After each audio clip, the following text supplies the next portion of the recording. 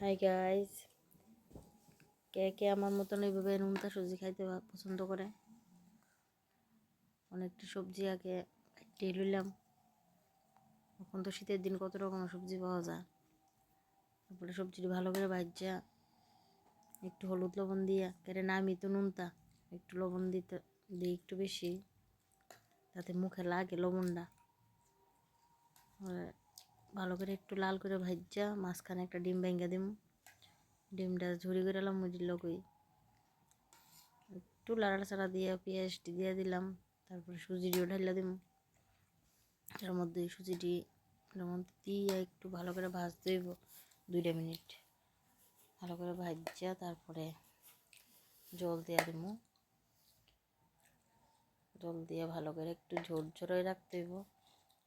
আবার বেশি ঝরঝরে রাখলেও তো গলাত লাগে, সমস্যাই। তারপর লাস্টে একটু হালকা একটু ঘি দিয়ে দিম। কমপ্লিট সুজি।